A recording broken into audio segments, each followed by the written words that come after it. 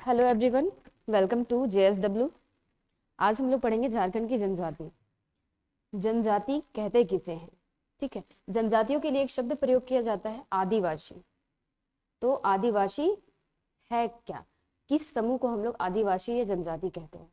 तो जनजाति हम लोग वैसे समुदाय को कहते हैं जिनका जीवन जंगलों, पहाड़ों, झाड़ियों में बीतता है, जो एक निश्चित भौगोलिक क्षेत्रफल में निवास करते हैं, जिनकी जीवन कृषि पर निर्भर होती है और उनका अपना भाषा, संस्कृति होता है। वे समुदाय जो होते हैं वे आधुनिकता से दूर अपनी संस्कृति को आगे ले जाने का कार्य करते हैं। उनका मानना है कि अगर हम आधुनिकता में शामिल होंगे तो हम अपनी संस्कृति को खो देंगे, इसीलिए वे आधुनिक दुनिया का हिस्सा नहीं बनना चाहते हैं। ठीक है, तो जनजातीय क्या है? वैसा समुदाय जिनका जीवन जंगलों, झाड़ियों में बीतता है, उनकी अर्थव्यवस्था जो है उतनी अच्छी नहीं होती है। ठीक है, इसी कारण झारखंड सरकार आदिवासियों के लिए समय समय पर कई परियोजनाएं चलाती है। उनको बहुत सरकारी नौकरियों में छूट दिया जाता है, जैसे रिजर्वेशन जो हमारे झारखंड में भी जनजातियों को दिया गया है।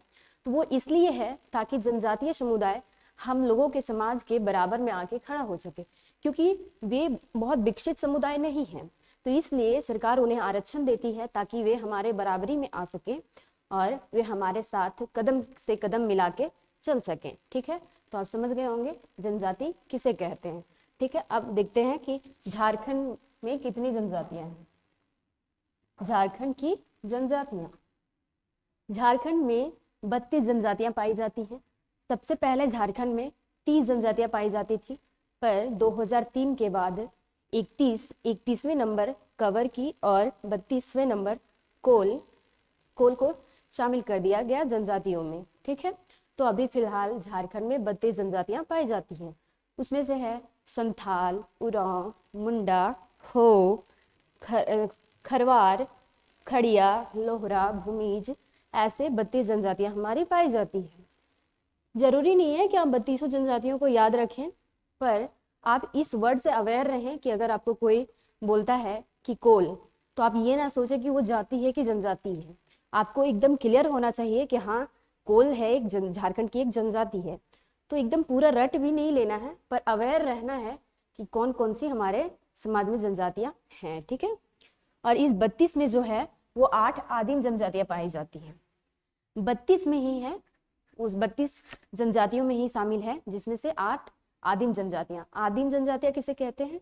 वैसे जनजातीय समुदाय जो सर्वप्रथम झारखंड में निवास करती थी, जो सबसे पहले झारखंड में रहती थी। ठीक है, वैसे जनजातियों को हम आदिम जनजाति कहते हैं। उसमें है सौर्य पहाड़िया, माल पहाड़िया, असूर, बिरजिया, परहैया, बिरहोर, कोरवा और सबर जैसे जनजातियां पाई जाती है। ये क्या है? ये आदिम जनजातियां हैं। आदिम जनजातियां तो आप याद रखिएगा, क्योंकि आपको किसी भी एग्जाम में सजाने को दे देगा कूट में कि ये 5 जनजाति आदिम जनजाति है या नहीं है। 6-7 दे देगा, उसमें से 2-4 आपसे पूछ लेगा कि इसमें कौन कौन आदिम जनजातियां हैं। तो 8 आदिम जनजातियों को जरूर याद रखें। ठीक है, नेक्स्ट है सर्वाधिक जनसंख्या। 32 जनजातियों में सबसे ज्यादा जनसंख्या किसकी है? तो उसमें से आपको पूरा याद नहीं रखना है कि कितना कितना किसमें जनजाति है, कितनी जनसंख्या है, पर आप 5 जनजातियों को याद जरूर रखेंगे। तो पहले नंबर पे आती है संथाल,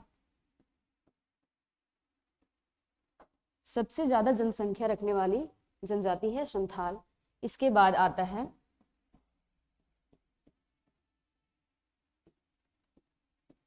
उरांव, तीसरे नंबर पे आता है मुंडा और चौथे नंबर पे आता है हो और 5वें नंबर पे आता है खरवार।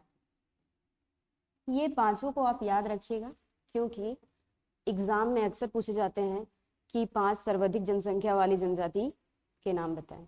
ठीक है, तो ये 5 जनजाति के नाम आपको याद रखना है। पहला क्या है? संथाल, दूसरा है उरांव, तीसरा है मुंडा और चौथा है हो, 5वां है खरवार। ये सर्वाधिक जनसंख्या वाली 5 जनजातियां हैं। ठीक है, पर अगर प्रतिशत के हिसाब से अगर आप देखेंगे कि सबसे ज्यादा सर्वाधिक जनसंख्या प्रतिशत जो है, सर्वाधिक जनसंख्या, यही मैं आपको बता देती हूँ, प्रतिशत में सबसे अधिक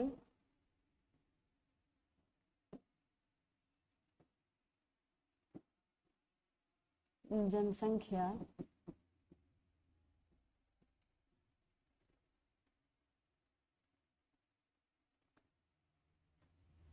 सबसे अधिक जनसंख्या वाला सिर्फ एक क्या आएगा, संथाल। ठीक, सिर्फ आपसे पूछे कि सबसे ज्यादा जनजातीय जनसंख्या किसमें, जनजातीय जनसंख्या में कौन सा है, तो संथाल जो है उसमें सबसे अधिक जनसंख्या है। ठीक है, यहाँ तो मैंने 5 आपको बताया ही है, इसमें भी आप समझ सकते हैं कि पहला जो है ये संथाल, ये सबसे अधिक जनसंख्या वाला है। ठीक है,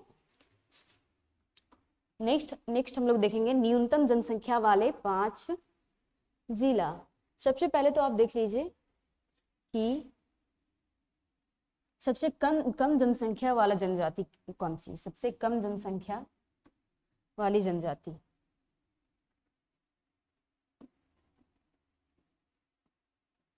न्यूनतम जनसंख्या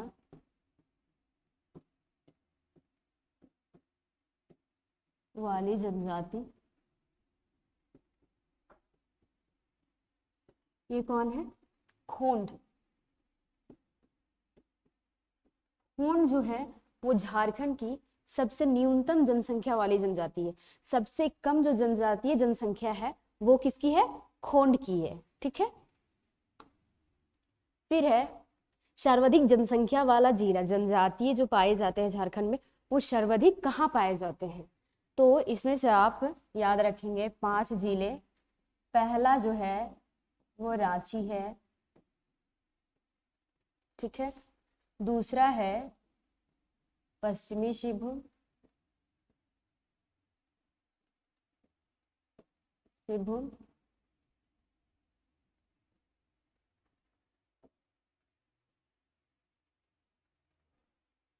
पहला क्या है, रांची। दूसरा जो है वो है पश्चिमी सिंहभूम,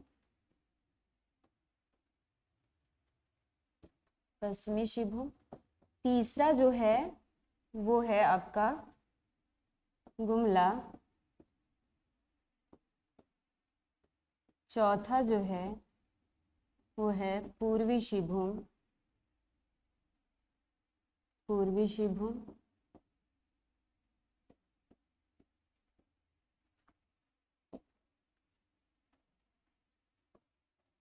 चौथा कौन है, पूर्वी सिंहभूम। ठीक है, और 5वां जो है वो है दुमका। 5वां कौन है, दुमका। सबसे अधिक जनसंख्या वाले जिले में 5 जिले आपको याद रखने हैं। पहला है रांची, दूसरा है पश्चिमी सिंहभूम, तीसरा है गुमला, चौथा है पूर्वी सिंहभूम और 5वां है दुमका। अब सर्वाधिक जनसंख्या प्रतिशत वाला जिला, सबसे अधिक प्रतिशत में कहाँ पाया जाता है, तो ये है खूंटी। खूंटी जो है वो सबसे अधिक जनसंख्या प्रतिशत वाला है। ये क्या है, सर्वाधिक जनसंख्या प्रतिशत वाला है। आप कंफ्यूज नहीं करेंगे, सर्वाधिक जनसंख्या वाला अगर जिला आपसे पूछा जाए सिर्फ तो वो होगा रांची। अगर आपसे पूछा जाए कि सर्वाधिक जनसंख्या जनजातीय जनसंख्या वाली 5 जिले का नाम बताएं, तब आप बताएंगे रांची, पश्चिमी सिंहभूम, गुमला, पूर्वी सिंहभूम और दुमका। पर सिर्फ अगर पूछा जाए कि सर्वाधिक जनजातीय जनसंख्या वाला जिला कौन है तो वो होगा रांची। पर अगर आपसे पूछा जाए कि सर्वाधिक जनजातीय जनसंख्या प्रतिशत में कहाँ है तो वो है खूंटी। ठीक है, फिर क्वेश्चन आता है कि न्यूनतम जनसंख्या वाला जिला, न्यूनतम जनसंख्या वाला जिला, तो पहला आता है इसमें कोडरमा। ठीक है, दूसरा आता है चतरा, तीसरा आता है हजारीबाग और चौथा आता है देवघर। देवघर, और 5वां आता है पलामू। ठीक है, 5वां क्या है? पलामू। अगर आपसे पूछे कि न्यूनतम जनसंख्या वाला जिला कौन है, तो वो हो जाएगा कोडरमा।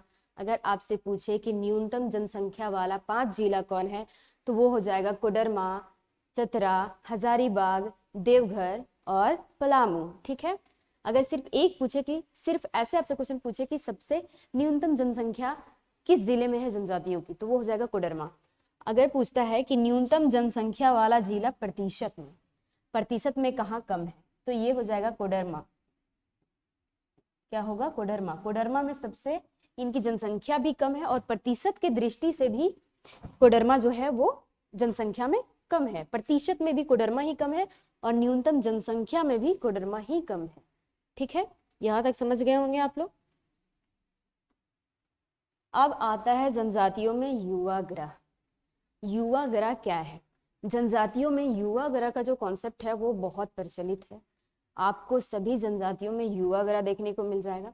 तो आखिर ये युवाग्रह है क्या? जब आप एक एक करके जनजातियां पढ़ेंगे तो वहां पे हर जनजाति में आपको बताया जाएगा कि इसमें युवाग्रह पाया जाता है, और सभी जनजातियों में अलग अलग नाम है युवाग्रह के।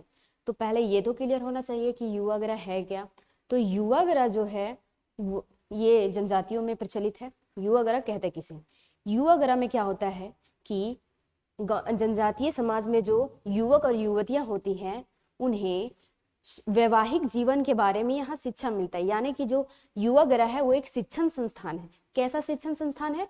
तो ये ऐसा है कि यहाँ पे वैवाहिक जीवन के बारे में सिखाया जाता है कि जब अब आपका विवाह होगा तो आप वहाँ कैसे रहेंगे, सास ससुर की कैसे सेवा करेंगे, वगैरह वगैरह। इसमें जो भी है इसमें शादी के बारे में ही है। ठीक है, यानी कि शादी के बाद अपने हस्बैंड के साथ आप कैसे रहेंगे, कैसे बर्ताव करेंगे, कैसे आपका जीवन जो है वो सुखी रहेगा। ठीक है, इसके बारे में युवाग्रह में बताया गया है। तो युवाग्रह क्या है? जनजातियों में एक शिक्षण संस्थान है, और एक ऐसा शिक्षण संस्थान है जहाँ पे वैवाहिक जीवन के बाद वाली जिंदगी के बारे में प्रशिक्षित किया जाता है जनजातीय युवक युवतियों को। ठीक है, जनजातियों में जो युवाग्रह होता है वो अलग अलग होता है। लड़के और लड़कियों के लिए अलग अलग होता है, किसी किसी में एक ही में होता है। ठीक है, युवक और युवतियों के लिए अलग होता है। ठीक है, किसी किसी में एक ही होता है।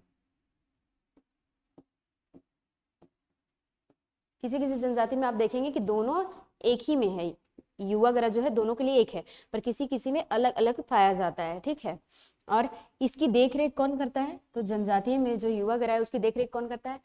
तो जनजातियों के समाज में जो सबसे वृद्ध व्यक्ति होगा और जो जिसका चरित्र अच्छा होगा, यानी उसके चरित्र पे किसी भी प्रकार का कोई दाग ना हो और वो वृद्ध अवस्था में चला गया हो, वैसे लोग प्रशिक्षित करते हैं। ठीक है, ऐसा नहीं है कि किसी लड़के को ही वहां प्रशिक्षण करने लगा दिया गया या फिर किसी लड़की को लगा दिया गया। ठीक है, ऐसा नहीं है। उस गांव के जो सबसे वृद्ध व्यक्ति होगा और वो चरित्रवान होगा, उसके चरित्र पे किसी तरह का भी कोई धब्बा ना लगा हो पहले, वैसे व्यक्ति को नियुक्त किया जाता है जनजातीय युवाग्रह में, जो युवक युवतियों के दिनचर्या का ख्याल रखते हैं कि हाँ ये इनको कैसे सिखाना है शादी के बाद जीने के लिए, या फिर वे लोग क्या क्या करते हैं इसके बारे में ये ध्यान रखते हैं। ठीक है, तो युवाग्रह क्या है? एक शिक्षण संस्थान है जो जनजातियों में प्रचलित है।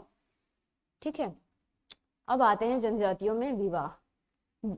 आपको सभी जनजाति में अलग अलग विवाह देखने को मिल जाएगा। ठीक है, ये जो विवाह है ना, इसी के नाम आपको अलग अलग मिल जाएगा। मान लीजिए जो क्रय विवाह है, ठीक है, क्रय विवाह को संथालों में किरिंग वापला कहा जाता है। तो विवाह तो यही होता है, पर सबका नाम जो है जनजातियों में बदल जाता है। ठीक है, तो जब आप जनजाति कभी पढ़ेंगे अलग से तो सभी जनजातियों में, तो वहां पे आपको जब विवाह बताया जाएगा, बोला जाएगा कि इसमें किरिंग वापला पाया जाता है, बहुत प्रचलित है संथाल में किरिंग वापला। तो किरिंग वापला क्या है? तो अगर किसी ने बोल दिया कि ये क्रय विवाह है, तो पहले आपको क्रय विवाह जानना होगा कि क्रय विवाह क्या है। हर जगह पे आपको डिस्क्राइब करके नहीं बताया हुआ रहता है, वहां से ये बोल देगा कि जो ये किरिंग वापला है वो क्रय विवाह की तरह है। तो इसीलिए सबसे पहले हम लोग जनजातियों में जितने भी विवाह है उसको पढ़ेंगे, फिर आप जब भी कभी पढ़ेंगे एक एक करके जनजाति को, तो आपको विवाह वहां बहुत अच्छे से समझ में आएगा। ठीक है, तो इसमें 7 प्रकार के जनजातियों में 7 प्रकार के विवाह पाए जाते हैं। इससे ज्यादा भी होते हैं, यहाँ मैं 7 बता रही हूँ, ज्यादा भी होते होंगे। क्रय विवाह, तो क्रय विवाह का दूसरा जो नाम है वो है आयोजित विवाह। क्रय विवाह को क्या कहते हैं? आयोजित विवाह भी कहते हैं। आयोजित विवाह, कहीं कहीं की रिंग वापला भी लिखा रहता है। वापला, अब ये वापला क्या होता है? तो जनजातियों में विवाह को वापला कहा जाता है। जैसे हम लोग अपने समाज में हम लोग क्या प्रयोग करते हैं? शादी विवाह, ठीक है, शादी को हम लोग विवाह भी तो बोलते हैं। उसी तरह जनजातीय समुदाय जो है वो विवाह को वापला कहती है। विवाह को क्या कहती है ये लोग? वापला कहती है। तो यहाँ पे क्रय विवाह, तो क्रय विवाह क्या है? क्रय विवाह जो है एक आयोजित विवाह है। इसमें क्या होता है? लड़की के माता पिता और लड़के के माता पिता के बीच में शादी तय होती है, यानी कि वहाँ लड़के लड़कियों का कोई रोल नहीं होता है। सबसे पहले लड़के के माँ बाप और लड़की के माँ बाप के द्वारा विवाह तय होता है, ठीक है। उसके बाद लड़के लड़कियों को दिखाया जाता है, ठीक है। तो इसी को कहते हैं आयोजित विवाह। लड़की के माँ बाप और लड़के के माँ बाप के मध्यस्थ जो विवाह तय किया जाता है उसे हम लोग क्रय विवाह कहते हैं, ठीक है। फिर है विनिमय विवाह। विनिमय विवाह क्या होता है? विनिमय विवाह का दूसरा नाम जो है वो है गोलट विवाह। गोलट वापला, वापला तो विवाह को कहते हैं ये लोग, गोलट वापला। विनिमय विवाह का दूसरा नाम क्या है? गोलट वापला। गोलट से आप लोग समझ रहे होंगे, हमारे भी समुदाय में गोलट जो है वो गोलट विवाह जो है बहुत प्रचलित है। बहुत नहीं कह सकते पर प्रचलित तो है, अभी भी देखा जाता है कहीं कहीं। गोलट विवाह क्या है? मान लीजिए कि फैमिली ये ए है, ये फैमिली बी है, ठीक है। फैमिली ए का एक पुत्र है, ठीक है, एक पुत्र है और फैमिली नहीं दिख रहा है ना वहाँ,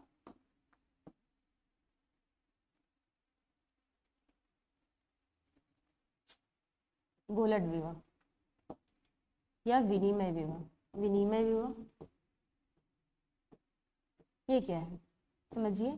मान लीजिए ये परिवार ए है, ये परिवार बी है, इसमें भी एक पुत्र है, एक पुत्री और एक पुत्र है, इसमें भी एक पुत्र और एक पुत्री है। दोनों में, दोनों परिवार के पास एक पुत्र एक पुत्री है, ठीक है। अब क्या होगा, इसमें फैमिली ए का जो पुत्र है वो फैमिली बी के पुत्री से विवाह करेगा। फैमिली ए का जो पुत्र है वो फैमिली बी के पुत्री से विवाह करेगा और फैमिली बी का जो पुत्र है वो फैमिली ए की पुत्री से विवाह करेगा, यानी कि अदला बदली करेंगे। हम अपनी बेटी को जिस घर में भेजेंगे वहां से अपने लिए बहू लाएंगे, अदला बदली कर लेंगे, ठीक है। इसको अदला बदली विवाह भी कहते हैं। तो विनिमय विवाह क्या है? इसे गोलट विवाह कहते हैं कि इसमें हम अपनी बेटी देते हैं और उसी घर से अपनी बहू लाते हैं, उसे हम लोग क्या कहते हैं? विनिमय विवाह कहते हैं या गोलट विवाह कहते हैं। विधवा विवाह, जनजातियों में विधवा विवाह का प्रचलन है, हमारे समाज में भी है विधवा विवाह का प्रचलन, पर अभी भी ऐसे ऐसे समुदाय अभी भी देखे होंगे आप अपने अगल बगल में जो विधवा विवाह को मान्यता नहीं देते हैं, ठीक है। जैसे में ब्राह्मण और राजपूत अभी भी विधवा विवाह को उतना नहीं मान्यता देते हैं, ठीक है। उनका कहना है कि विधवा जो होती है वो एक अशुभ, विधवा हो जाने के बाद वो अशुभ हो जाती है। कहीं कहीं तो आपने अगल बगल में ये भी देखा होगा कि अगर आप कहीं जा रहे हैं किसी काम, अच्छे काम के लिए, और अगर आपने किसी विधवा का मुंह देख लिया तो कहा जाता है कि जिस काम के लिए आप जा रहे हैं वो काम अच्छा नहीं होगा, यानी होगा नहीं, ठीक है। तो ये रूढ़िवादिता है, ऐसा नहीं होता है, वो भी इंसान है। अगर विधवा हो गई तो क्या, इसमें उसकी तो कोई गलती नहीं है। तो अभी भी ऐसे रूढ़िवादी लोग हमारे समाज में हैं, ठीक है। पर जनजातियों में जो है ऐसा नहीं है, जनजातियों में विधवा विवाह का प्रचलन है और अच्छी मात्रा में है, ये रूढ़िवादिता वहाँ नहीं देखी जाती है। विधवा विवाह वैसे विवाह को कहते हैं कि मान लीजिए एक लड़की की शादी हो गई और किसी कारणवश उसका हस्बैंड जो है वो डेथ कर जाता है, कुछ भी हुआ हो वो डेथ कर जाता है, उसके बाद कि ये लड़की का विवाह किसी अन्य पुरुष से यानी किसी दूसरे पुरुष से करा दिया जाता है। इसका पति जो है वो मर गया है, ऐसा नहीं है कि पति है और फिर दूसरा विवाह करा दिया गया, ऐसा नहीं है। पति जो है वो डेथ कर गया, मृत्यु हो गई है उसकी, पति की क्या हुई है, मृत्यु, फिर पुनः इसका विवाह कराया जाता है दूसरे से, ठीक है, तो उसे हम लोग विधवा विवाह कहते हैं। जिस भी लड़की का पहला पति मर गया हो और वो दूसरे से फिर पुनः विवाह करती है तो वैसे विवाह को विधवा विवाह कहा जाता है, ठीक है। अब आता है सेवा विवाह। जनजातियों में सेवा विवाह बहुत प्रचलित है। सेवा विवाह में क्या है कि एक लड़का है वो शादी करना चाहता है। जनजातियों में क्या है ना कि वधू मूल्य चलता है, जिस तरह हमारे में वर मूल्य चलता है ना, 10 लाख 15 लाख जो लड़के के घर वाले डिमांड करते हैं लड़कियों के घर वालों से, उसी प्रकार जनजातियों में क्या है कि लड़की के घर वाले लड़के के घर वाले से डिमांड करते हैं। ये बड़ा अमाउंट नहीं होता है हमारी तरह 10 लाख 15 लाख, बहुत कम अमाउंट होता है, ठीक है। इसमें संपत्ति या पैसे, कुछ संपत्ति दे दी जाती है या पैसे के रूप में दिया जाता है ये, ठीक है। तो क्या होता है इसमें वधू मूल्य चलता है। लड़के के घर वाले लड़की के घर वाले को पैसे देते हैं, उसे वधू मूल्य कहते हैं। तो वधू मूल्य चलने के कारण क्या है कि एक लड़का है वो विवाह तो करना चाहता है पर उसके पास वधू मूल्य देने के लिए पैसे नहीं है, ठीक है, और वो विवाह करने को इच्छुक है।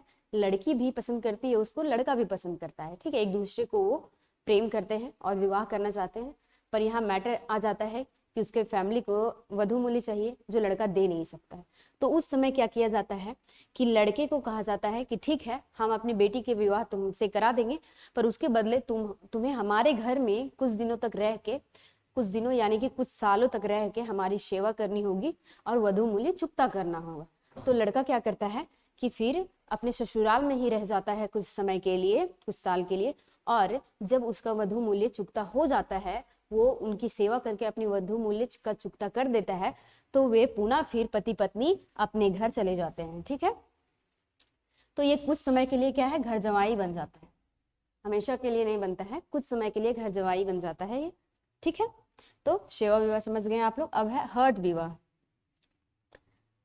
हठ विवाह को क्या कहा जाता है, ढुक्कू विवाह भी कहा जाता है, ढुक्कू विवाह। हठ विवाह को क्या कहा जाता है, ढुक्कू विवाह भी कहा जाता है। इसमें क्या होता है कि कोई लड़की जो है किसी लड़के को पसंद करती है, पर वो जो लड़का है वो उसे पसंद नहीं करता है या फिर उसे शादी करना नहीं चाहता है। तो उस समय में लड़की क्या करती है कि लड़के के घर में चली जाती है और जबरदस्ती वहां पे रहने लगती है। इस दौरान लड़के के माता पिता के द्वारा उसको बहुत प्रताड़ित किया जाता है, उसे बहुत सजा दी जाती है, पर फिर भी अगर लड़की वहां टिक जाती है, यानी उनके द्वारा दी गई सभी सजा को वो झेल लेती है और वहीं रह जाती है, वो अपने घर पुनः वापस नहीं जाती है, तो लड़के के माता पिता विवश होकर उस लड़की के विवाह अपने पुत्र से करा देते हैं, ठीक है। इसमें क्या होता है कि लड़की जबरदस्ती किसी के घर में, किसी के घर में नहीं, जिस लड़के को वो पसंद करती है उसके घर में चली जाती है और वहां जबरदस्ती रहने लगती है और फिर उन लोगों का विवाह करा दिया जाता है। उसे हम लोग क्या कहते हैं, हठ विवाह। क्या कहते हैं, हठ विवाह कहते हैं। और इसी का दूसरा नाम क्या है, ढुक्कू विवाह है, ठीक है। नेक्स्ट है सहपलायन विवाह। नेक्स्ट क्या है, सहपलायन विवाह। पलायन का अर्थ होता है कि जिस क्षेत्र में आप रह रहे हैं उस क्षेत्र से किसी और जगह आप चले जाते हैं, पलायन कर जाते हैं और फिर आप वहां रहने लगते हैं, उसे पलायन कहते हैं। सहपलायन, सहपलायन उसे कहते हैं कि आप किसी के साथ पलायन कर रहे हैं, दो जन हैं आप लोग और दोनों पलायन, मतलब दोनों आप एक क्षेत्र को छोड़ के दूसरे क्षेत्र में जा रहे हैं, तो उसे सहपलायन कहते हैं। तो इसमें क्या होता है कि लड़का लड़की जो है एक दूसरे को पसंद करते हैं, एक दूसरे से प्रेम होता है उनका घनिष्ठ वाला, और किसी कारणवश उनके घर वाले जो हैं वे शादी के लिए नहीं मानते हैं, राजी नहीं होते हैं। तो उस समय ये लोग क्या करते हैं, ये लोग प्लान बनाते हैं कि हम लोग कहीं बाजार या मेले में इस तारीख को मिलेंगे, यानी कोई वो लोग तारीख फिक्स करते होंगे और किसी बाजार मेले या मंदिर से वे लोग मिलते हैं बाजार और मेले में, और फिर वहां से ही वे लोग अपने जीवन जीने के लिए, वैवाहिक जीवन जीने के लिए पलायन कर जाते हैं, यानी अपने क्षेत्र से दूर चले जाते हैं। तो उसे क्या कहते हैं, सहपलायन, मतलब अपनी होने वाली पत्नी के साथ वो पलायन कर जाता है, अपनी होने वाली पत्नी के साथ क्या है, पलायन कर जाता है अपने क्षेत्र से दूसरे क्षेत्र में, ठीक है। क्यों पलायन करता है? क्योंकि उनके घर वाले शादी के लिए नहीं मानते हैं और वे एक दूसरे को पसंद करते हैं, विवाह करना चाहते हैं। ठीक है, ये हो गया पलायन विवाह। एक है हरण विवाह। हरण विवाह किडनैपिंग। हरण का मतलब क्या होता है? किडनैप कर लेना किसी को। पर इस विवाह में क्या है ना, समाज को भ्रमित करने के लिए हरण का नाटक किया जाता है। लड़का लड़की जो है वो एक दूसरे को पसंद करते हैं, पर ऐसा समाज को दिखाया जाता है कि लड़की जो है वो पसंद नहीं करती थी, लड़के ने लड़की को जबरदस्ती उठा लिया, किडनैप कर लिया और लेके शादी कर लिया। ऐसा क्यों वो लोग करते हैं? तो आपने अपने अगल बगल के, अभी भी आप अपने अगल बगल देखते होंगे कि मान लीजिए अगर एक लड़का और एक लड़की अगर भाग जाते हैं और शादी कर लेते हैं, तो सबसे ज्यादा बेइज्जती किसकी होती है? लड़की के घर वालों की। सबसे ज्यादा बेइज्जती जो होता है या समाज में जो उनको दंड दिया जाता है वो लड़की के घर वालों को ज्यादा दिया जाता है, ज्यादा सुनाया जाता है, ताना मतलब ताना मारा जाता है लड़के के घर वाले की अपेक्षा।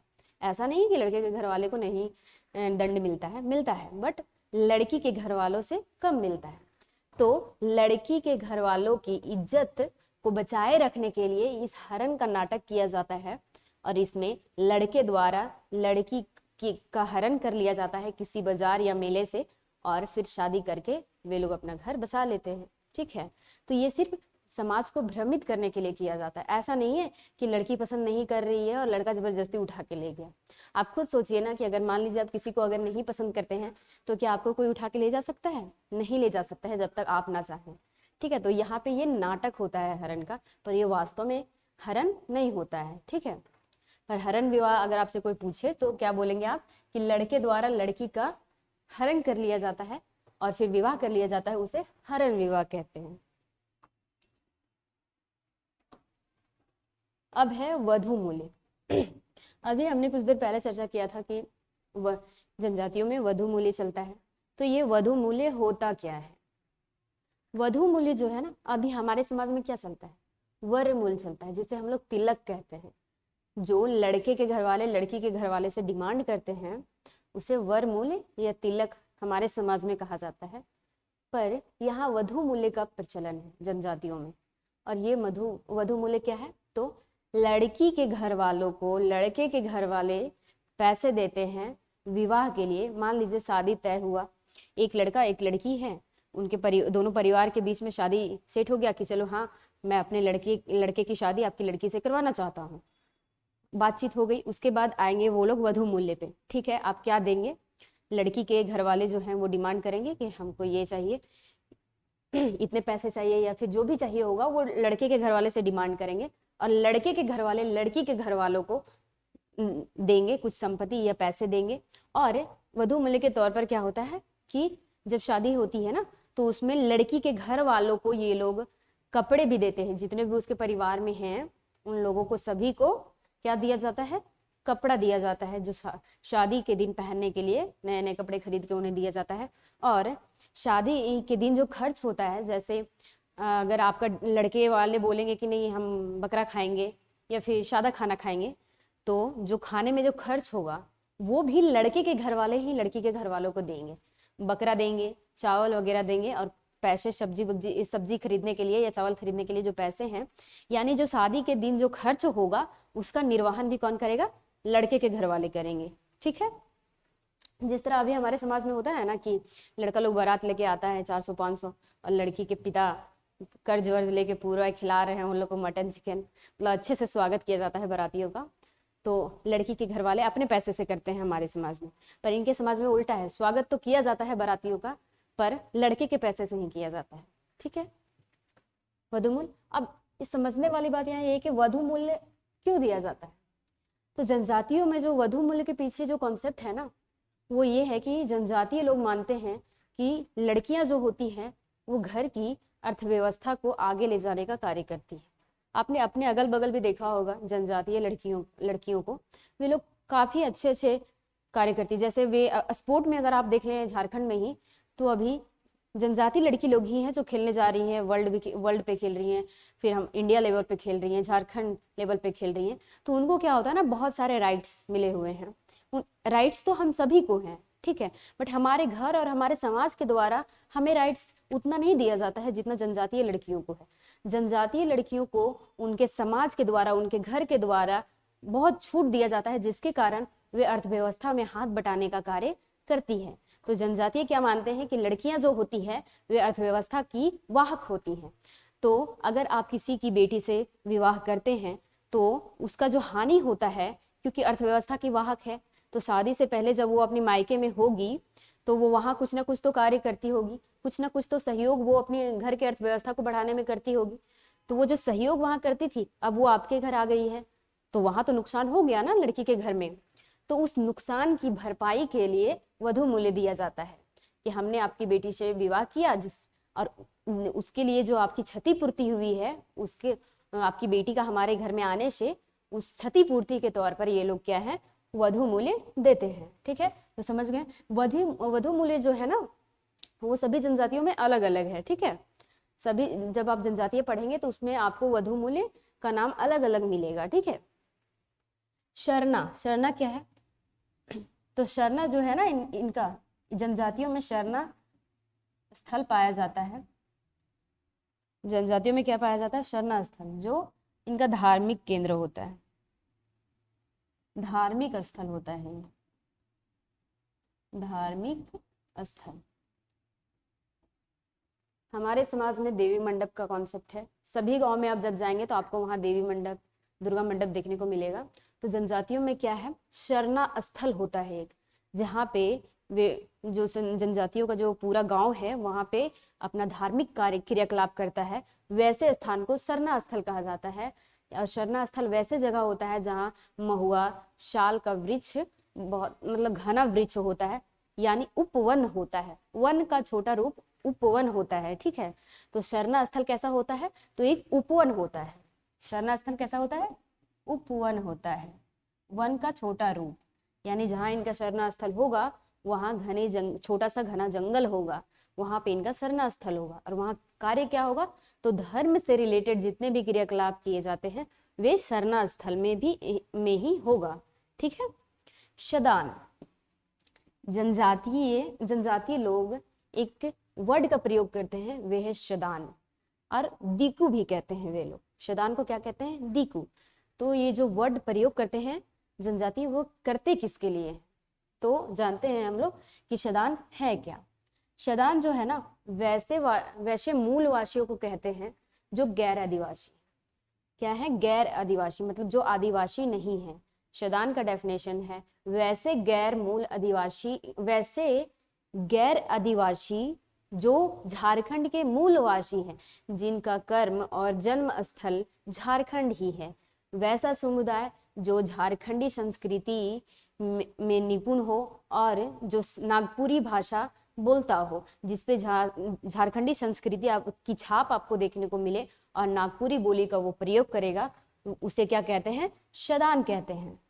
शदान शब्द जो है ना, शदान शब्द का मतलब होता है बाहरी व्यक्ति, जो बाहर से यहाँ पे आया हो। ठीक है, वैसे लोगों को क्या कहते हैं? शदान कहते हैं। तो शदान की श्रेणी में वे लोग भी आ जाएंगे, जैसे मान लीजिए झारखंड जो है वो खान खनिज से भरा हुआ है, तो यहाँ पे बहुत लोग व्यापार के लिए बाहर से आते हैं। बांग्लादेश, बिहार, उत्तर प्रदेश, मतलब जो हमारा छत्तीसगढ़, जो हमारा अगल बगल का राज्य है, वहां से लोग यहाँ पे व्यापार के लिए आते हैं, तो वे भी शदान कहलाते हैं। ठीक है, पर वे मूल शदान नहीं है। मूल शदान कौन है? जिनका जन्म स्थल जो है वो झारखंड में है और वे नागपुरी बोली का प्रयोग करते हैं, उनमें झारखंड की संस्कृति आपको देखने को मिलती है, वैसे लोग मूल शदान कहलाते हैं।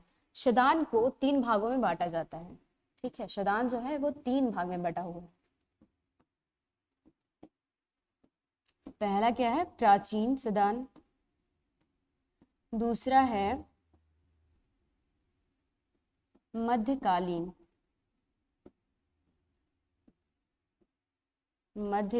शदान, और तीसरा है नवागंतु शदान। नवागंतु शदान।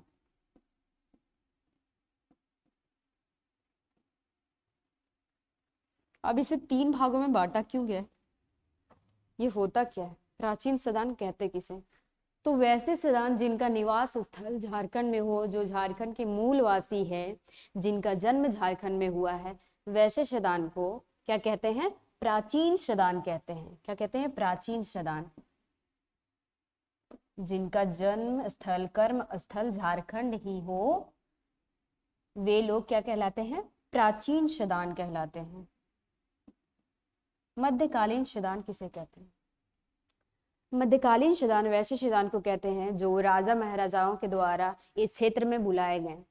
जब शुरुआत में, जब आज से 60-70 साल पहले की बात है, राजा महाराजाओं का कॉन्सेप्ट था यहाँ पे झारखंड में। तो जब कोई भी राजा यहाँ पे राजा बनता था तो वे अपने क्रियाकलाप को करने के लिए, जो उसके क्षेत्र में जो कार्य होते थे उसे करने के लिए बाहर से लोगों को बुलाता था और उस क्षेत्र में बसाता था, ठीक है, ताकि वे लोग राजा का कार्य कर सकें, ठीक है, क्योंकि उनका राज्य जो होता था वो काफी बड़ा होता था, अलग अलग तरीके के कार्य होते थे उसमें। तो उस कार्यभार को संभालने के लिए राजा महाराजा लोग बाहर से लोगों को बुलाते थे और यहाँ पे उसको आश्रित अस्थायी रूप से बसाते थे। क्यों? क्योंकि वे उनकी कार्य में मदद करें। तो उसे ही हम लोग क्या कहते हैं? मध्यकालीन सदान कहते हैं। वैसे सदान जो राजा महाराजा के द्वारा बसाए गए हैं, वैसे सदान को मध्यकालीन सदान कहा जाता है। नवागंतु सदान। नवागंतु सदान क्या है? नवागंतु सदान वैसे सदान को कहते हैं जो अंग्रेज के शासन काल में व्यापार करने की दृष्टि से झारखंड में आए और किसी कारणवश वे झारखंड में ही बस गए। जब अंग्रेज का शासन चल रहा था उस टाइम बाहर से लोग यहाँ पे व्यापार करने या फिर यहाँ शासन करने के लिए आते थे और किसी कारणवश यही वो बस जाते थे। मान लीजिए कि अगर कोई आदमी यहाँ पे झारखंड में अटैक करने आया, झारखंड जो है वो जंगल झाड़ियों का बहुल्य क्षेत्र है, तो कोई आया यहाँ पे और वो जंगलों में गुम हो गया, निकल ही नहीं पा रहा है जंगल से, तो वो लोग क्या करते थे कि यही झारखंड में ही बस जाते थे, क्योंकि वे निकल ही नहीं पाते थे, मतलब गोल गोल घूमते रहते थे झारखंड में ही। तो उन्होंने क्या किया कि यहीं वे बस गए हैं, ठीक है। तो वैसा समूह जो अंग्रेज के शासन काल में झारखंड आया व्यापार की दृष्टि से या फिर शासन करने की दृष्टि से, ठीक है, नियंत्रण करने की दृष्टि से, और वो किसी कारणवश यहीं पे बस गया आके, तो वैसे सदान को हम लोग नवागंतु सदान की संज्ञा देते हैं, ठीक है। जनजातियों को मान्यता। जनजातीय समुदाय जो है उनको मान्यता कौन देता है? अभी फिलहाल कुछ दिनों पहले की घटना है, झारखंड और पश्चिम बंगाल में आंदोलन चल रहा था। आंदोलन करने वाला समाज जो था वो कौन था? कुर्मी समाज था। कुर्मी समाज के लोग आंदोलन कर रहे थे। क्यों कर रहे थे? उन लोगों की मांग थी कि वे जनजातीय श्रेणी में जाना चाहते थे। इनके पीछे उनका लालच है, ठीक है। वो अगर होंगे कुर्मी समुदाय के तो वो बुरा नहीं मानिएगा, क्योंकि ये लोग लालच ही कर रहे हैं ना। क्योंकि पहले जब जनजातीय समूह में इनको शामिल करने की बात की जा रही थी, तब इन्होंने अपने आप को क्षत्रिय घोषित कर दिया था कि समाज में अपना ऊंचा स्तर दिखाने के लिए इन्होंने कहा कि हम क्षत्रिय हैं, और ये जनजातीय समूह में शामिल नहीं हुए। जब अभी सरकार द्वारा विभिन्न सुविधाएं उपलब्ध कराई जा रही है जनजातियों को, तो वे लालच में आकर आंदोलन कर रहे हैं कि हमें भी शामिल कर लिया जाए जनजातियों की श्रेणी में, ठीक है। पर सरकार ऐसा कुछ कदम अभी तक उठाई नहीं है, आगे क्या होगा पता नहीं, ठीक है। तो वही है कि अगर मान लीजिए कुर्मी समुदाय को अगर जनजाति में शामिल करेगा तो कौन करेगा, उसको मान्यता कैसे मिलेगी? जनजातियों को मान्यता, जनजातियों का उल्लेख जो है ना वो आर्टिकल 342 में उल्लेख किया गया है, पर इसमें ये नहीं बताया गया है, इसमें जनजातियों का कोई डेफिनेशन नहीं है, ठीक है, कि जनजातीय कौन है, ठीक है, क्या है। इसमें किसी भी प्रकार का कोई डेफिनेशन नहीं दिया गया है जनजातियों का, पर जनजातियों को 342 अनुच्छेद में रखा गया है, ठीक है। और ये जो जनजातियों को जो मान्यता दिया जाता है वो कौन देता है? पहले जो है ये राष्ट्रपति देते थे मान्यता। पहले क्या होता, अगर मान लीजिए कि झारखंड राज्य में मान लीजिए कि अगर कुर्मी को देना है जनजातीय समूह में मान्यता, जनजाति में उसको रखना है, ठीक है, तो पहले झारखंड के जो राज्यपाल है वो समीक्षा करेंगे कि क्या ये जनजाति में जाने लायक है, मतलब इनकी जो अर्थव्यवस्था है क्या वाकई में जनजातियों की जैसी है, अगर उनको लगेगा कि हाँ ये जनजातीय श्रेणी में जाने लायक है, तो वे फिर संसद में इस बात को रखेंगे और वहां से इनको मान्यता मिलेगा। पर पहले क्या होता था कि राष्ट्रपति और राज्यपाल राष्ट्रपति के पास बोलते थे कि हमारे क्षेत्र में ये समुदाय है जो जनजाति की क्राइटेरिया फॉलो कर रही है, तो राष्ट्रपति फिर उन्हें मान्यता देते थे कि ये जनजाति है। पर अभी क्या हो रहा है वर्तमान समय में कि राज्यपाल समीक्षा जरूर करेंगे, पर ये संसद के द्वारा इन्हें मान्यता दिया जाएगा। ठीक है, तो किसमें उल्लेख है जनजातियों का? तो आर्टिकल 342 में इनका उल्लेख किया गया है जनजातियों का। ठीक है, जनजाति आप लोगों को समझ में आ गया होगा। एक चीज और छूट रहा है, मैं बता देती हूँ इसको भी। जनजातियों में ना गोत्र पाया जाता है, गोत्र व्यवस्था, गोत्र और टोटम पाया जाता है। जनजातियों में क्या है? गोत्र व्यवस्था है। गोत्र किसे कहते हैं? ठीक है, तो जनजातियों में जो गोत्र का जो कॉन्सेप्ट है वो है कि उनका मानना है कि हमारा जो जन्म है वे किसी प्राकृतिक वनस्पति, पशु, पंछी या वृक्ष से हुआ है, तो उसे वे गोत्र कहते हैं। मान लीजिए कि मेरा जो जन्म है मेरा जो गोत्र है वो कच्छप है। ठीक है, कच्छप यानी कछुआ। तो हम मानते हैं कि मेरा जो जन्म है वो कछुआ से हुआ है, मेरा जो वंश का जो जन्म हुआ है वे कछुआ से हुआ है, तो मेरा जो गोत्र है वो क्या है? कच्छप है। कच्छप क्या है? गोत्र है। वो एक प्रतीक चिन्ह है कि मेरा जो जन्म है कछुआ से हुआ है, तो हमने अपना प्रतीक चिन्ह कच्छप रख लिया है। ठीक है, पर और जो ये प्रतीक चिन्ह जो है ना वो क्या कहलाता है? टोटम। जो प्रतीक चिन्ह हमने रखा है उसको टोटम कहते हैं। हमारे समाज में जो है ना, हमारा जो गोत्र होता है वो ऋषि मुनियों के नाम पे होता है, पर जो जनजातीय समुदाय में जो गोत्र पाया जाता है वे प्राकृतिक वनस्पति पे होता है, जैसे पेड़ पौधे या किसी जानवर के नाम पे हो गया, उनका जो गोत्र पाया जाता है। ठीक है, तो गोत्र के पीछे उनका मानना है कि हमारा जो जन्म है वो किसी प्राकृतिक वस्तु से हुआ है। वो प्राकृतिक वस्तु कुछ भी हो सकती है, और वो जो वस्तु का जो चिन्ह है, ठीक है, वो क्या कहलाएगा? टोटम। ठीक है, और जो उस टोटम में विश्वास करता है, मान लीजिए कि मेरा जो गोत्र है वो, मेरा जो टोटम है वो है आम। ठीक है, आम का पेड़ को हमने अपना टोटम माना है, प्राकृतिक चिन्ह माना है कि हमारा जो जन्म हुआ है वो आम से हुआ है। ठीक है, तो आम जो है वो क्या है? आम हमारा गोत्र, आम से हमारा जन्म हुआ है, तो हमने रख लिया कि आम जो है वो हमारा टोटम है, वो जो चिन्ह है आम वो हमारा टोटम है। और उस आम में विश्वास करना, यानी आम को हम कभी नहीं खाएंगे, आम के पेड़ को हम काटेंगे नहीं, ये जो मान्यता है, जो श्रद्धा है उन अपने टोटम के प्रति उनका, वो क्या कहलाता है? टोटमवाद। टोटम में जिनकी श्रद्धा होती है, टोटम में श्रद्धा, विश्वास की भावना, विश्वास जो होता है उसे क्या कहते हैं? टोटमवाद। टोटमवाद कहते हैं। गोत्र क्या होता है? जिससे हम अपने पूर्वजों का जन्म मानते हैं कि इस चीज से हमारा पूर्वज का जन्म हुआ है, तो वो हमारा क्या हो गया? कि गोत्र हो गया। हमारे समुदाय में ऋषि मुनियों के नाम पे हमारा गोत्र होता है। जनजातीय समुदाय में वो कोई प्राकृतिक वस्तु होती है। ठीक है, और अलग अलग जनजातियों में आपको अलग अलग गोत्र की संख्या देखने को मिल जाएगी। तो आप लोग समझ गए होंगे गोत्र किसे कहते हैं, टोटम किसे कहते हैं। टोटम किसे कहते हैं? प्राकृतिक चिन्ह जो होता है, प्राकृतिक चिन्ह जो होता है उसे हम लोग टोटम कहते हैं। और इस टोटम में विश्वास की भावना को हम लोग क्या कहते हैं? टोटमवाद कहते हैं। ठीक है, और जिससे हमारा जन्म है, हमारे वंश का जिससे जन्म हुआ है वो क्या है? वो गोत्र है। तो ये जनजातियों का जो बेसिक कॉन्सेप्ट है वो क्लियर होता है यहाँ पे। आपको अगर एक बार में ना समझ में आए तो आप वीडियो को बार बार देखें। और ये यहाँ समाप्त होता है। मिलते हैं फिर हम लोग नेक्स्ट वीडियो में। तब तक के लिए अलविदा।